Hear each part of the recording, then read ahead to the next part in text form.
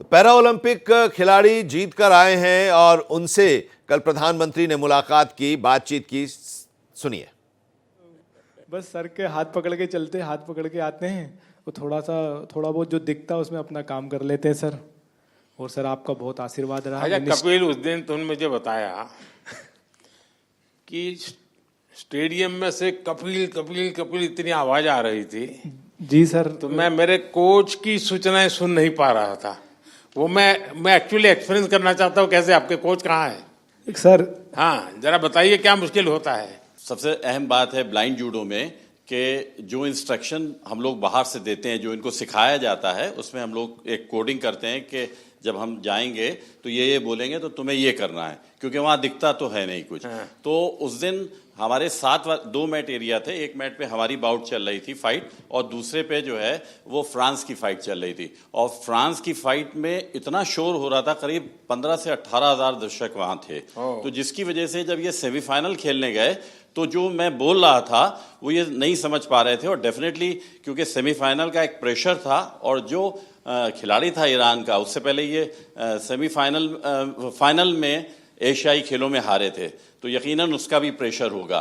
तो इस वजह से ये उस दिन हमें भारत के लिए गोल्ड मेडल नहीं ला पाया। तो सामने का जो कोच होगा वो भी अपने प्लेयर को इसी प्रकार से सूचना करता होगा। जी जी, वो भी। अब ये डिपेंड करता है कोच टू कोच कि वो, जैसे हमारा इनका टाइप, जो भी हमारे कोचेज और जो खिलाड़ी उनके साथ ये है कि हम लोग ये देखते हैं कि कौन किस तरीके से सिखाता है। तो हम डिफरेंट उसकी जो है सोच में मतलब कोच को भी औरों से अपने आप को अलग सीक्रेट रखना पड़ता है। बिल्कुल बिल्कुल। अच्छा। क्योंकि वही चीज हम कहेंगे वो कहेगा तो फिर नहीं समझ पाएगा। अच्छा, आपको अगर इसको कहना है कपिल को जी कि कपिल बाएं ओर से ठोको, तो क्या बोलेंगे?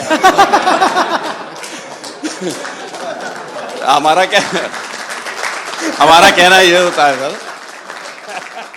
ऐसा ही होता है ना सर। हम बोलते कि हम मार दे, तो मैं सर अटैक तो करता हूँ, कभी खाली चला जाता तो वापस खड़ा हो जाता। लेकिन टेक्निक का नाम बताते हैं। जो पोजीशन आगे पीछे पाँव की दिखती है तो वो टेक्निक का नाम जो इनको सिखाया होता है वो बताते हैं। तो फिर ये वो अप्लाई करते हैं, क्योंकि कहाँ पर ऑफ बैलेंसिंग हो रही है, आगे हो रही है, पीछे हो रही है, तो वो टेक्निक बताते हैं। तो आप सामने वाले की पोजीशन भी बताते होंगे? जी जी जी बिल्कुल। उसके जो मूवमेंट होते हैं, जैसे उसने आगे किया, वेट उसका आगे जा रहा है, तो हम आगे वाली टेक्निक उसको मार सकते हैं।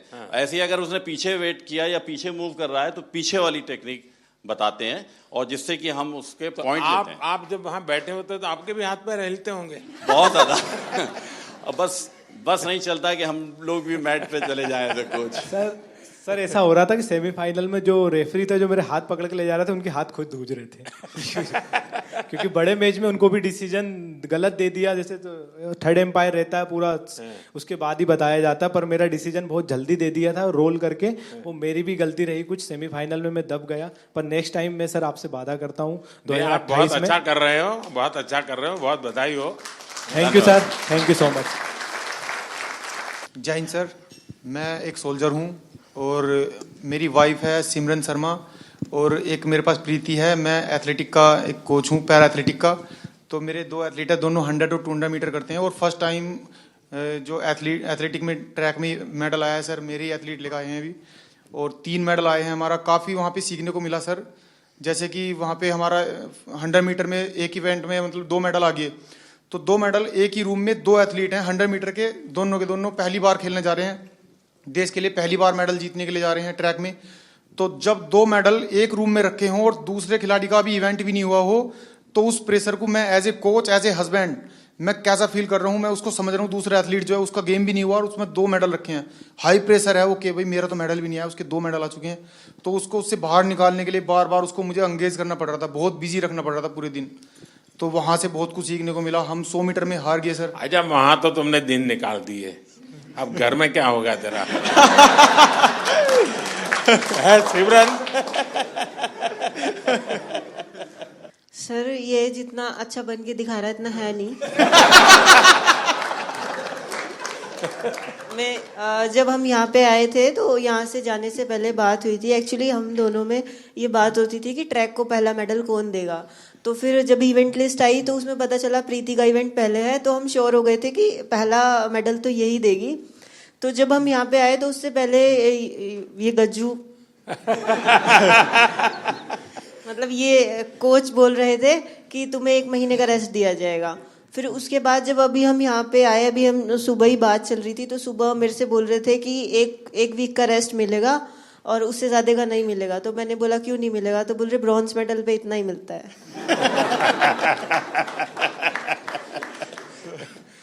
अब तुझे खाना नहीं मिलेगा।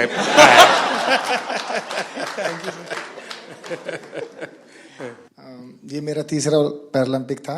मैं पिछले में भी आपसे मिला था, आपने मुझे बहुत मोटिवेट किया था, लेकिन शायद इस बार भी थोड़ी कसर रह गई। मैं रियो पैरालंपिक में भी चौथा था, टोक्यो में भी चौथा था, इस बार पेरिस में भी चौथा हो गया सर। तो ये 4 नंबर मेरे से कुछ ज़्यादा ही प्रेम में है, तो मैं इसी 4 नंबर को शायद मोटिवेशन में लेता हूँ, तो सोचता हूँ कि अगला मेरा चौथा पैरालंपिक होगा।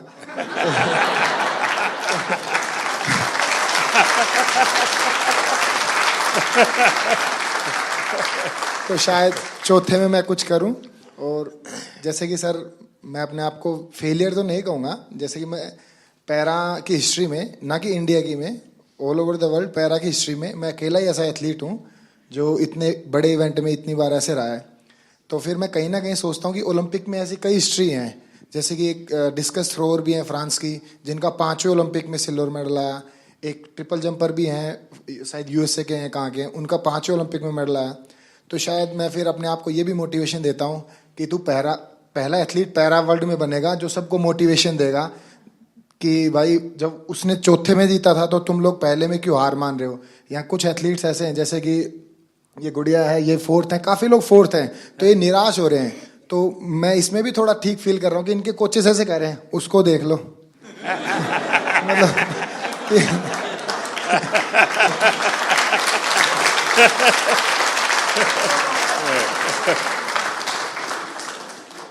देखिए, मैं समझता हूँ कि आपका ये जो जीवन की तरफ देखने का दृष्टिकोण है ना, वो शायद आपकी सबसे बड़ी ताकत है। आप तो एक नया लॉजिक निकालो कि मैंने दुनिया को इतना दिया है कि मेरे रहते हुए अब तक 9 लोगों को आगे किया है मैंने, चौथे पर रह करके। सर कोई बात नहीं, मतलब अभी समय नहीं है, बट इस बार जो रहा है वो शिष्यों का समय रहा है। हम 3 एथलीट हैं ऐसे जो अपने शिष्यों को सपोर्ट कर रहे हैं। तो देवेंद्र भाई साहब हैं, इनके शिष्य का गोल्ड आया है, और एक और है सोमन राणा है, उनके शिष्य का ब्रॉन्ज आया है।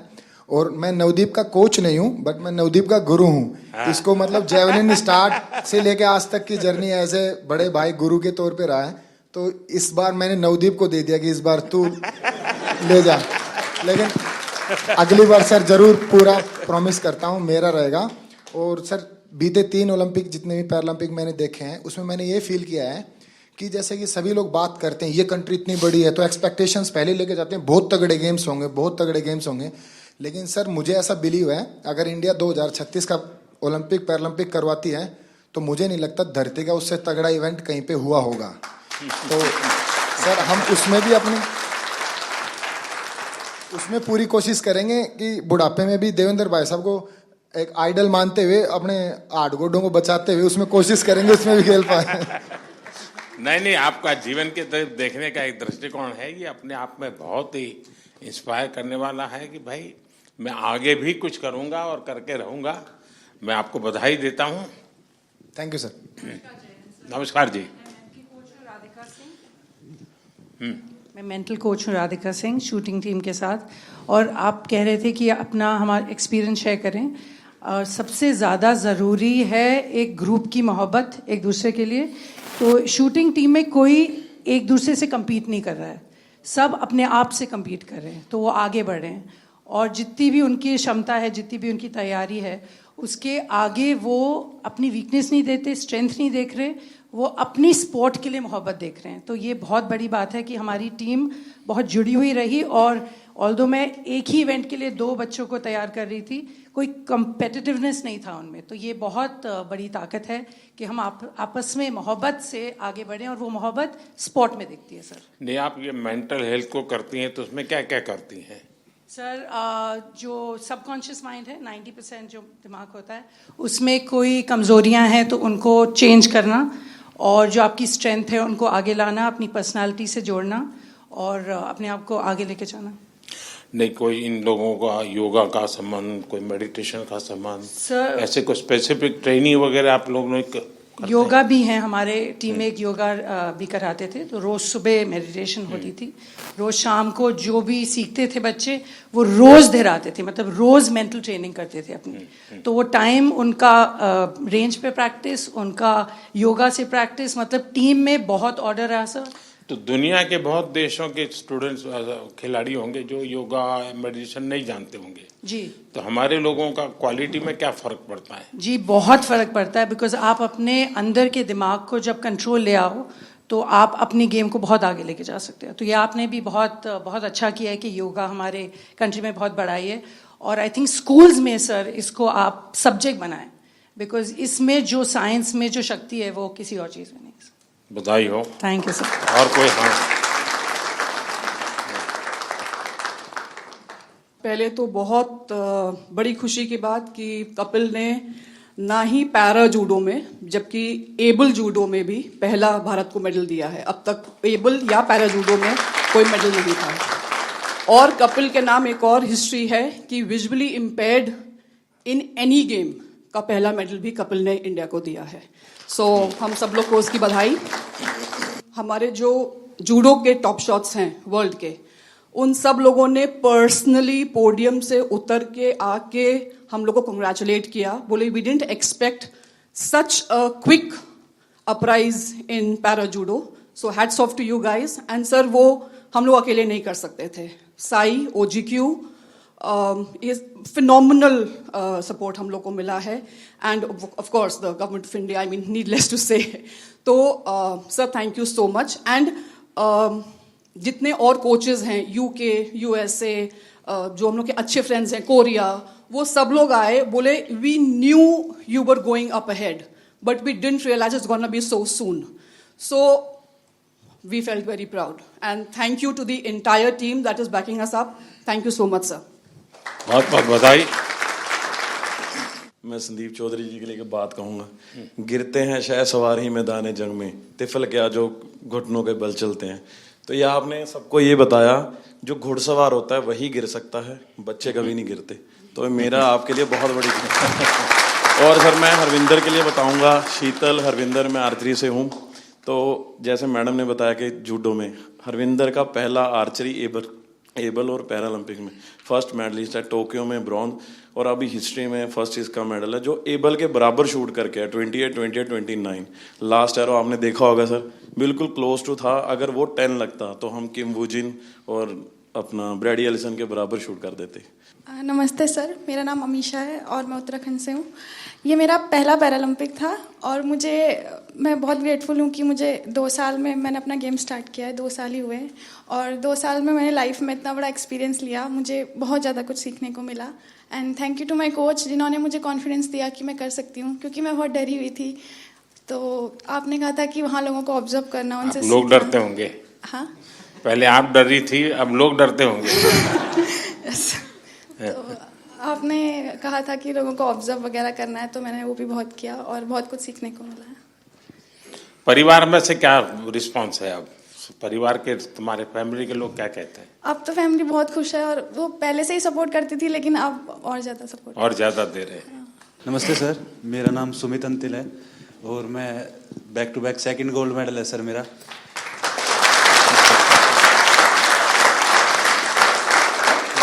मेरे को अभी याद है सर, जब टोक्यो में गोल्ड लेके आए तो आपने प्रॉमिस लिया था कि ऐसे ऐसे 2 गोल्ड और चाहिए मेरे को। तो ये दूसरा सर आपके लिए है, क्योंकि उसके बाद में जैसे जब पैरालंपिक से पहले हम काफ़ी नर्वस थे, क्योंकि मैं आर्टिकल्स पढ़ रहा था कि हर तरफ मोस्ट फेवरेट एथलीट जो गोल्ड मेडल को डिफेंड करेगा, तो कुछ नाम आ रहे थे सर, उसमें मेरा भी नाम था। बट जब 20 अगस्त को आपसे बात हुई तो वही पल याद आ गया सर, टोक्यो वाले, कि अब की बार फिर से अच्छा करना है। और हमारे साथ में मेरी पूरी टीम है सर, मेरे फिजियो, मेरे कोच, जो आप, हम सभी की तरफ से सर आपका बहुत बहुत धन्यवाद, क्योंकि हमें ये लगता है सर कि मेडल लेके आएंगे तो आपसे मिलेंगे, आपसे पर्सनली बात करेंगे। तो बहुत बहुत धन्यवाद सर आपका। जैसे हम सारे लोग मोस्टली स्पॉन्सर्ड एथलीट हैं गवर्नमेंट से, डिफरेंट ऑर्गेनाइजेशन से, तो वहाँ से कभी ना कभी ऐसे प्रेशर आता रहता है कि आपको परफॉर्म करना है, ये सारी चीज़ें। जब आप बोलते हो कि आप जाओ बस खेलो, हाँ जीत हार तो लगी रहती है, पर नीचे वाले ये सब ऐसे लगते हैं अरे देख लेंगे इन्हें क्या जाता है। और जब अपने देश का प्रधानमंत्री हमें मोटिवेट कर रहा है तो ये बहुत छोटी चीज़ लगने लगती है। और लास्ट टाइम सर मैं आपसे बात की थी, मैं टोक्यो उतना अच्छा नहीं रहा था मेरा, उसमें मेरा 8वां रैंक रही थी। फिर मैंने आपसे एक क्वेश्चन पूछा था कि आप जब विदेशी जगह पे जाते हैं आपका एक्सपीरियंस कैसा रहता है, आप नर्वस फील करते हैं, क्या करते हैं? तो जो आपने जवाब दिया था कि आपके साथ आप पूरा देश एज ए रिप्रेजेंट करते हो तो आपको कॉन्फिडेंस, ये सारी चीज़ें, तो इन्हीं सब चीज़ों के साथ आज इस बार मैं भी गया था, तो सारी चीज़ें हमें ऐसे एकदम कॉन्फिडेंस दे रही थी। वो सब लास्ट टाइम जैसा प्रेशर नहीं था, मैं अपने आप को कॉन्फिडेंट फील कर रहा था। और हमारी टीम ने, गवर्नमेंट ने, हमारे कोच साहब ने, सब लोगों ने बहुत अच्छा सपोर्ट किया और ये कॉम्पिटिशन खेल के सर बहुत मज़ा आया sir. Thank you sir. Sir नमस्कार। जो मैंने 16 साल से तपस्या की थी और कहीं ना कहीं मेरा स्टूडेंट है धर्मवीर जिसका गोल्ड मेडल आया है, हम दोनों आपस में एक दूसरे के कंपटीटर भी हैं और उसको मैं खुद ट्रेनिंग करा के लेके आया। तो कहीं ना कहीं आपसे बात हुई थी 20 तारीख को, तो ये लगा था कि बहुत पॉजिटिव एक वाइब आई थी कि आपको अपना बेस्ट करना है। और एक कोच के लिए इससे बड़ी बात नहीं हो सकती कि हम, शायद मैं अकेला ही एथलीट होऊंगा वर्ल्ड में जो अपने स्टूडेंट के साथ कंपटीशन कर रहा था ग्राउंड में। और कहीं ना कहीं मेरी तपस्या सफल हुई सर धर्मवीर के मेडल से। और इसमें बहुत बड़ा कंट्रीब्यूशन रहा सर हम लोगों की टीम में, क्योंकि हमारी सबसे सीवियर डिसेबिलिटी है। तो साई ने और मिनिस्ट्री ने जो डिसीजन लिए, हम लोगों के सपोर्टिंग स्टाफ में आदमी बढ़ा के, वहाँ बल्कि 33% का ही रेशो था कि 33% ही लोग अंदर रह सकते हैं सपोर्टिंग स्टाफ में।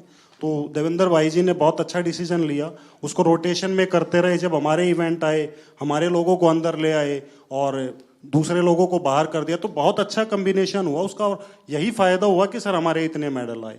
साई का भी जैसे हमारे खाने का था, वहाँ इंडियन फूड की बड़ी प्रॉब्लम थी और वेजिटेरियन के लिए बड़ी दिक्कत थी। तो साई ने जो अंदर विलेज के अंदर ही जो खाने का अरेंज किया, वो इतनी अच्छी हेल्दी डाइट थी कि किसी को भी प्रॉब्लम नहीं आई सर। तो बहुत बहुत धन्यवाद सर पूरी टीम का और हम लोगों को इतना मोटिवेशन करने के लिए। Thank you so much. Asian games में मैं पार्टिसिपेंट रह गई थी, मेडल नहीं जीत पाई थी। तो जब आप सबसे मिल रहे थे, मेडलिस्ट से आगे मिल लिए थे, तो आप आए और लाइन से सब जगह पे दोनों तरफ आमने सामने लाइन लगी हुई थी। तो कुछ लोगों से यहाँ मिलके आप उस तरफ मुड़ गए थे, तो बहुत नज़दीक से मैंने आपको देखा, लेकिन मिल नहीं पाई, बात नहीं हो पाई। तो वो अंदर एक टीस थी कि अब दोबारा तो मिलना ही है। और उसके लिए मैंने एशियन गेम्स के बाद जान लगा दी थी कि चाहे कुछ भी हो जाए उनसे पर्सनली मिलना ही है। तो उससे शायद मुझे इंस्पिरेशन मिली और मैं कर पाई। मेरे बच्चों को मैंने 6 महीने हो गए, मैं मिली नहीं, घर ही नहीं गई। तो मेरा बेटा छोटा है, तो उसे जब भी घुमाने लेके जाती थी मोबाइल में GPS लगा के, तो उसे पता है मोबाइल में रास्ता ढूंढ लेते हैं। तो वो ऐसे बोलने लग गया मुझे कि मम्मा आप रास्ता ही भूल गए घर का, आप GPS में फ़ोन में लगा के घर तो आ जाओ कम से कम।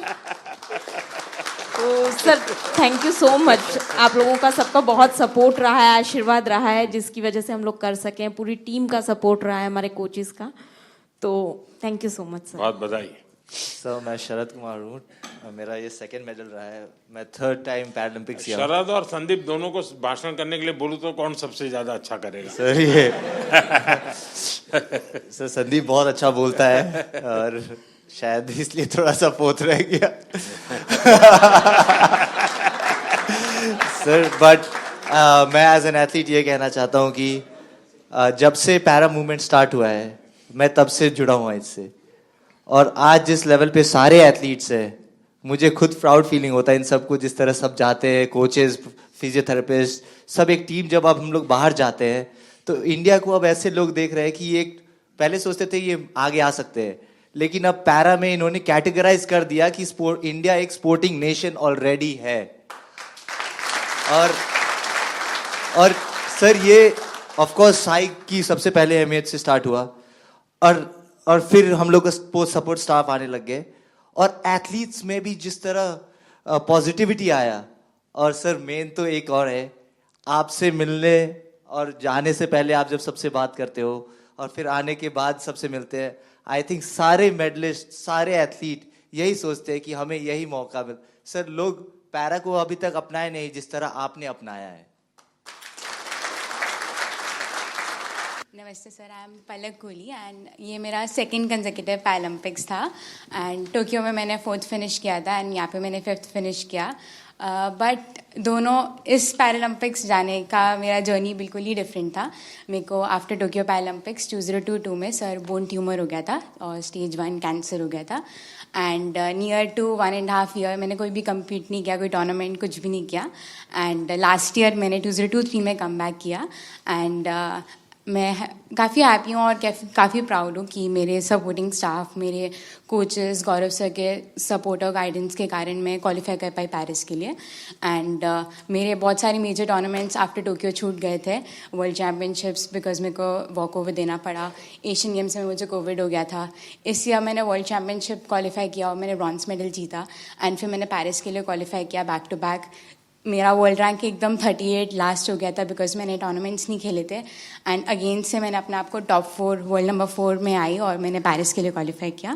थोड़ा डिसअपॉइंटिंग है कि मैं मेडल नहीं जीत पाई बट आपकी ब्लेसिंग्स और सबके साथ I think I am looking forward for LA 28 and definitely sir I like to have a picture on the podium with you sir. Thank you sir. Palak, पिछली बार तो तुम लखनऊ में तुम्हारी ट्रेनिंग होती Yes, sir. Yes, sir. तुम्हारे mummy papa से भी मेरी बात हुई थी। Yes sir, yes sir, Tokyo जाने से पहले। इस बार क्या मूड है? सर, अब मैं लखनऊ में गौरव सर यहाँ पर है, सर के अंडर ही ट्रेनिंग कर रही हूँ और मैंने उन्हीं के गाइडेंस में मेरे को पैरा बैडमिंटन पता चला था एंड घर में जब मुझे बोन ट्यूमर हो गया था तो काफ़ी सारे लोग बोल रहे थे कि पलक का तो करियर ख़त्म स्पोर्ट्स में एंड ऑल एंड डॉक्टर्स ने बताया था कि अब हम कुछ एश्योरिटी नहीं दे सकते आप नॉर्मल लाइफस्टाइल भी हो पाओगे कि नहीं एंड उसके बाद सर काफ़ी कॉम्प्लिकेशंस रहे। मेरे को एक डिसेबिलिटी मेरे हाथ में ऑलरेडी था और मेरे को ट्यूमर के बाद मेरे लेग में भी डिसेबिलिटी हो गया जिससे मेरे दोनों लेग लेंथ में भी डिफरेंसेस आ गए और भी कॉम्प्लिकेशंस आ गए। तो मेरी फैमिली हमेशा मुझे खुश देखना चाहती है और उनकी ब्लेसिंग्स है मेरे साथ and they want me to be happy. तो उनका बस ये कंसर्न है कि मेरे को हिम्मत नहीं हारनी। देख आप पलक, तुम्हारा केस ऐसा है कि तुम बहुत लोगों को इंस्पायर कर सकती हो इसे, क्योंकि इतनी कठिनाइयों के बाद और चलिए ट्रैक पर गाड़ी आई, जिंदगी बनाई, बीच में रुकावट आ गई और बीच में नई समस्या आई और फिर भी तूने अपना मकसद नहीं छोड़ा। ये बहुत बड़ी बात है। बहुत बधाई हो आपको। Thank you so much. नमस्ते सर, मैं राजस्थान बीकानेर से आया हूँ। श्याम सुंदर स्वामी नाम है, पैरा आर्चरी से हूँ। सर, हमारे बीकानेर में कन्नी सिंह राजा वो 5 बार ओलंपिक खेल के आए थे। हम देवेंद्र भैया से हम बहुत क्योंकि 40 साल के बाद मैं एक टोक्यो ओलंपिक में पार्टिसिपेट करके आया था तो भैया को देखा था कि भाई ये गेम होता है ऐसे, तो मैं भी फिर पैरा में मैं सर पहले एबल खेलता था।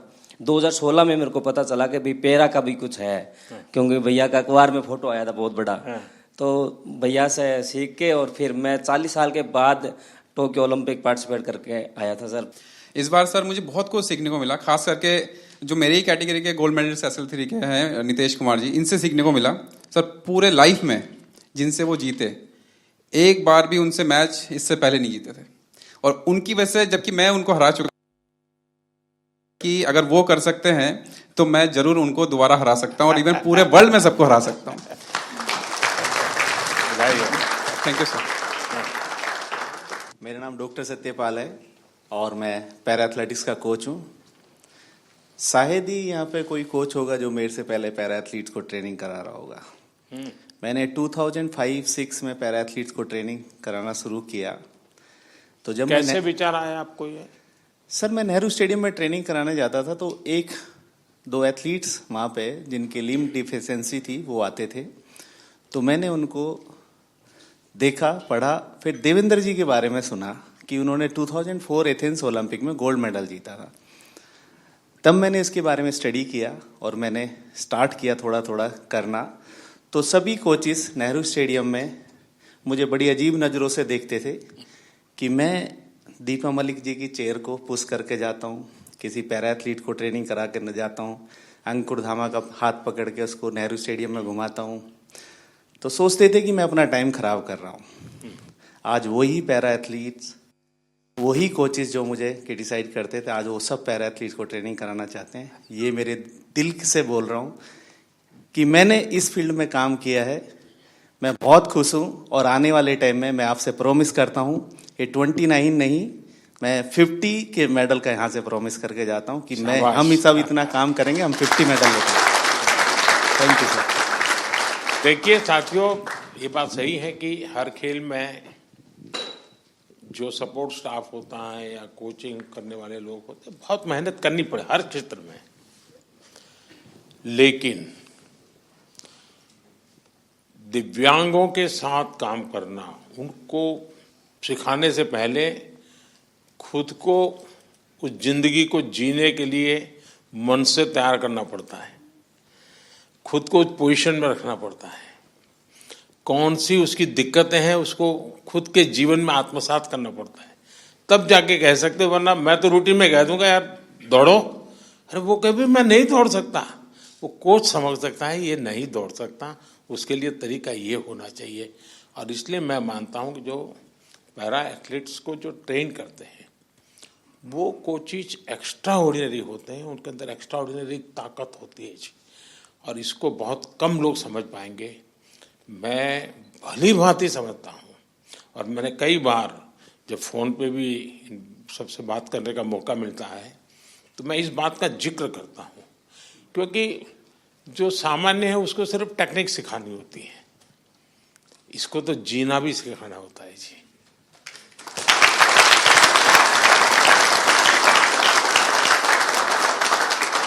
इसलिए ये वाकई बहुत बड़ी साधना है जी। और इसलिए मैं तो मानता हूं कि आप जो साथी ये काम कर रहे हैं वो सबसे ज़्यादा अभिनंदन के अधिकारी हैं। सर, अभी मैं इंटरनेशनल कंपटीशन में जाने का स्टार्ट करके 30 साल हो गया। इवन एथलीट, एडमिनिस्ट्रेटर, हम एक टाइम में एक भी फ्लैग नहीं देखता था, अभी इंडिया का फ्लैग हमने को दिखने का स्टार्ट हो गया। हमारा खिलाड़ी का भी एक पैरा स्पोर्ट्स का वजह से हम मेडल जीत सकता बोल के आ गया। हम लोग कब पार्टिसिपेट करता था, उस टाइम में सोचता था पार्टिसिपेट करना है, अभी वो कॉन्सेप्ट चेंज हो गया। एंड अगेन आपको मैं बहुत धन्यवाद बोलता है सर। मैं बहुत लोग को बोलता है हमारा ब्रांड एम्बेसडर कौन है, हमारा मोदी जी हमारा ब्रांड एम्बेसडर है।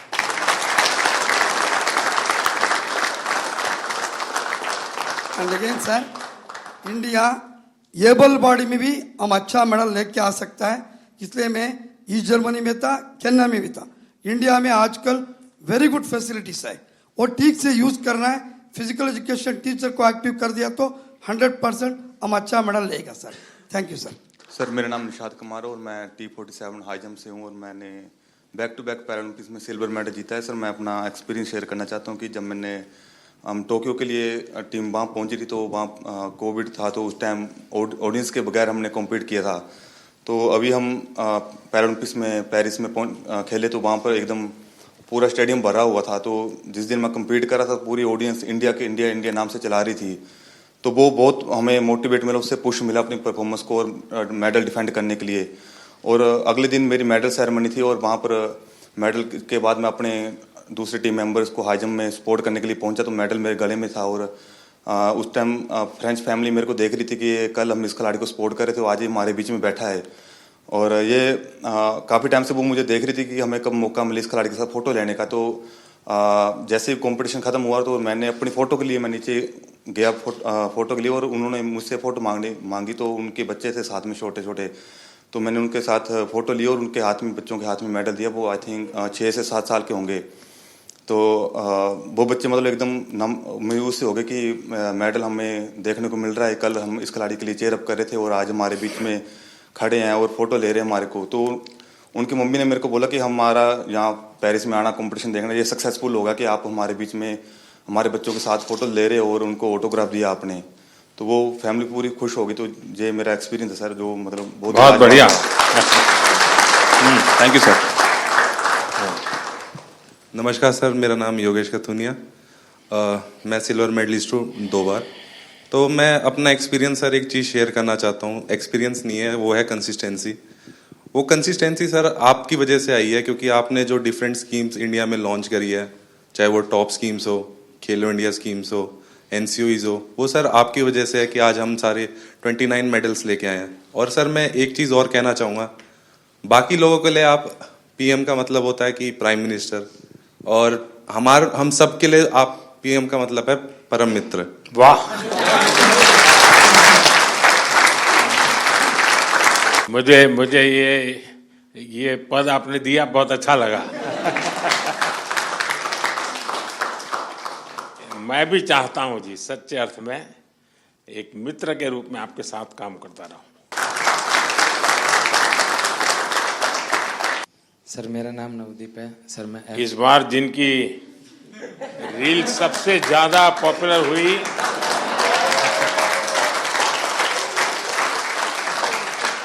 एक आप है, दूसरा शीतल है। सर मैं F41 कैटेगरी में जेवलिन थ्रो करता हूं सर। दूसरी बार पैरालंपिक पार्टिसिपेट कर रहा हूं सर। मेरा इवेंट है ना सबसे लास्ट दिन था सर, और मैं तकरीबन 21 तारीख को चला गया था सर उधर। तो जैसे ही मेडल आने शुरू हुए ना सर, तो एक मन में घबराहट होनी शुरू हो गई थी कि सबके आ रहे, मेरा क्या होगा। तो सर पर फिर भी सर जैसे सीनियर एथलीट्स थे सर, जैसे सुमित भाई था, अजीत भाई साहब थे, संदीप भाई साहब थे, देवेंद्र सर थे, सबसे सर एक एक दिन मिलके सर एक्सपीरियंस गेन किया सर कि आप कैसा फील करते हो, मेरे को क्या करना चाहिए। और सर एंड तक आते आते सर मैं बिल्कुल फ्री माइंड होके खेलने का। वाह, थैंक यू सर। नमस्कार सर, मैं रक्षिता राजू, विजुअली इम्पैर्ड एथलीट है। ये मेरा पहला ओलंपिक है। I am very happy. I am experienced lot of and I am 2 times para Asian game gold medalist है। मैं thankful to my guide runners and my coach Rahul Balakrishna sir, वो इधर ही है मेरा साथ। Without guide runner I can't run. I am feel very happy and definitely 2028 I will get gold medal in Paralympics. Congratulations and wish you all the best. My guide runners and my coach motivated lot of me.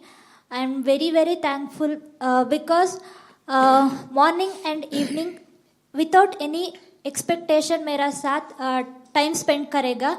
मैं बहुत बहुत धन्यवाद sir. वाह, चलिए साथियों, मुझे बहुत अच्छा लगा आप सबसे बात करने का अवसर मिला। इस बार आप लोग जब गए तब मैं फिजिकली तो मिल नहीं पाया था, क्योंकि काफ़ी लोग अलग अलग जगह पर ट्रेनिंग कर रहे थे और समय की भी कुछ कठिनाई थी। तो मैंने वर्चुअली भी कोशिश की कि आप सबसे बात करूं। और उस दिन मैंने एक बात कही थी, शायद आपको याद होगा। मैंने कहा था मैं आज आप लोगों को देशवासियों का एक संदेश देने आया हूं, और मैंने कहा था कि पूरा हिंदुस्तान कह रहा है विजयी भव।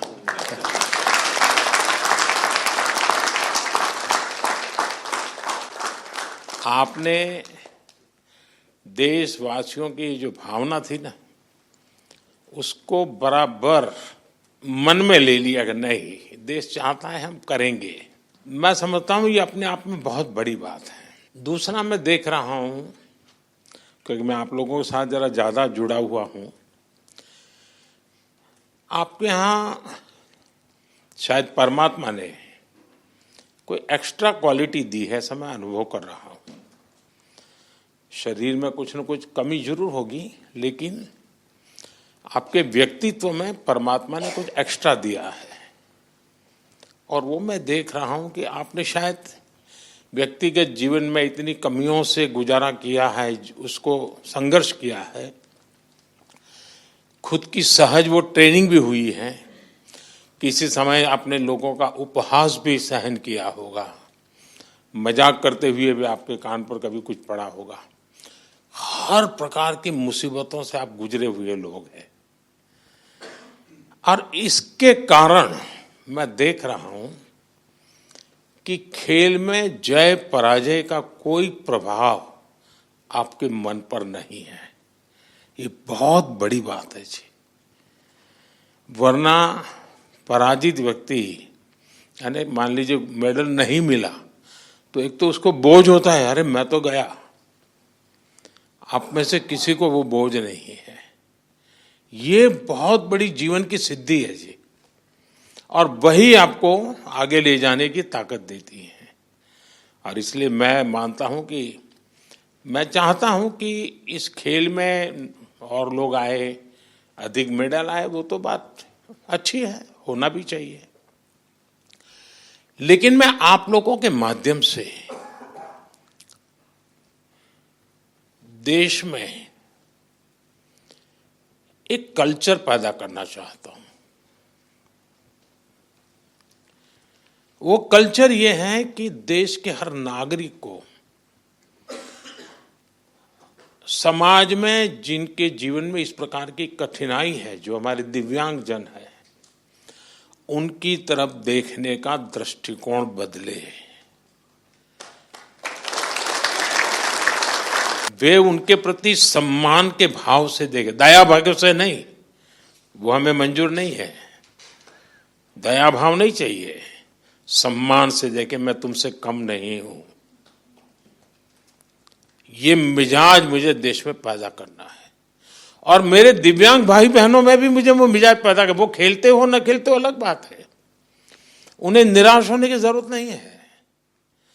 तो बाकी ओलंपिक्स के खिलाड़ी और बाकी विजेताओं से ज्यादा मेरे लिए आपका खेलना, आपका देश के लिए वहां जाना, वहां जाने के लिए अनेक वर्षों तक सुबह 4 बजे 5 बजे उठ करके पसीना बहाना, ये मेहनत कभी भी बेकार नहीं जाएगी, मैं आपको विश्वास देता हूं।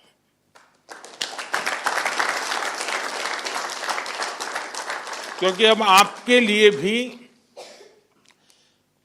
सभी दिव्यांगजनों के लिए समाज में एक नया वातावरण पैदा होना शुरू हो चुका है। व्यवस्थाएं भी विकसित हो रही हैं। हर एक को लगता है कि अरे भाई मुझे भी तो हेल्प करनी चाहिए, मुझे साथ रहना चाहिए। मैं बैठा हूं, वो खड़े हैं, मैं खड़ा हो जाऊं, उनको बिठा दूं, यानी बदलाव आता है। तो आप जो ये कंट्रीब्यूशन कर रहे हैं, वो एक पूरे समाज के मन को बदलने का आपका कंट्रीब्यूशन है। सिर्फ मेडल नहीं, मेडल से ज्यादा आप माहौल बदल रहे हैं।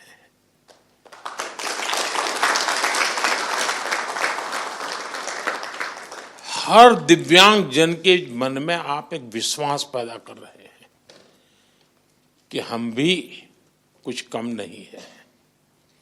और मैं मानता हूं कि हमने इस चीज को उसी रूप में करना है। आखिरकार मेडल की संख्या, आजकल तो युग ही ऐसा है कि इन चीजों को काउंट किया ही जाता है। लेकिन 140 करोड़ का देश आज जिस जज्बे के साथ खड़ा हुआ है, खेलने के लिए नहीं, जीतने के लिए जा रहे हैं। मैं एक पार्टिसिपेंट हूं ऐसा नहीं है, मैं एक परफॉर्मर हूं। ये जो मिजाज है ना, वो देश की ताकत बनता है, और आप देश की उस ताकत में नई ऊर्जा भरते हैं। तो मेरी तरफ से आप सबको बहुत बहुत बधाई। सबका मूड देख करके मुझे अच्छा लगा।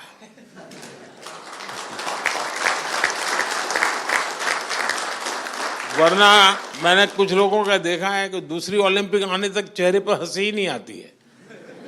क्यों? तो वो पिछली ओलंपिक में रह गया था। वो मुझे दृश्य यहां नजर नहीं आ रहा है। मतलब मुझे लगता है नेक्स्ट ओलंपिक भी आप जीत चुके हैं।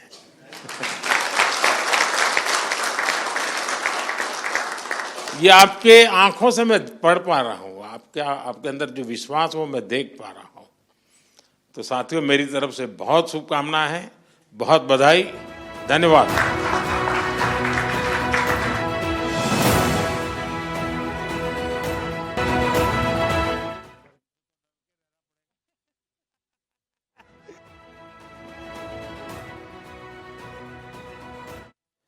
प्रधानमंत्री Narendra Modi Paris para Olympic 2024 के तमाम खिलाड़ियों के साथ संवाद कर रहे थे और उनके एक्सपीरियंस को सुन रहे थे। अपनी बातें भी प्रधानमंत्री ने कही और वो बता रहे थे कि जो खिलाड़ी की किस तरह से उनके ऊपर दबाव था और